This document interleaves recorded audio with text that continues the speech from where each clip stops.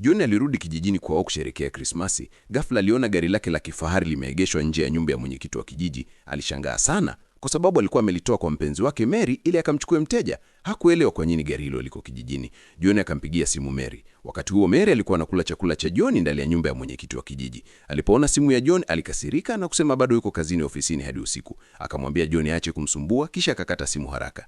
Mary hakujua kuwa John tayari alikuwa amesimama nje ya nyumba hiyo. John aliangalia familia iliyokuwa ndani ikiwa na furaha. Alitaka kuingia ndani moja kwa moja kumuuliza Mary, lakini rafiki yake wa utotoni akapita. Rafiki huyo kwa wivu alimwambia mwana wa mwenyekiti wa kijiji alikuwa karibu kuchumbiwa na mwanamke aliyekaa ndani alikuwa mpenzi wake. Akasema mwana wa mwenyekiti ni tajiri na anaitunza familia vizuri na mwanamke huyo amekuwa akisherehekea mwaka mpya pamoja naye kwa miaka 3 mfululizo. Ndipo John akagundua kila alipomwomba Mary arudi naye nyumbani, Mary alikuwa anatoa visingizio. Hakuwa na kazi nyingi, bali alikuwa anatumia sikukuu na mwanaume mwingine. John akampigia simu mwanafunzi mwenzake wa zamani Sarah, akamwalika aje kusherehekea mwaka mpya nyumbani kwake. Sarah alikuwa rais wa kampuni kubwa New York na kwa siri alikuwa akimpenda John kwa miaka mingi. Mara tu alipopokea simu, aliahirisha mkutano wa kimataifa na kuelekea kijijini akiwa na timu yake.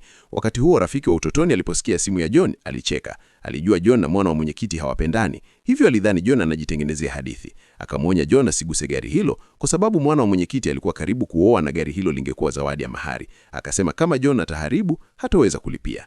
John akiwa na hasira alicheka, akachukua koleo bila kusema neno. Leo hakuwa anataka tu kuligusa gari, alikuwa tayari kuharibu kila kitu. Akanyanyua koleo na kulipiga kioo cha gari kwa nguvu.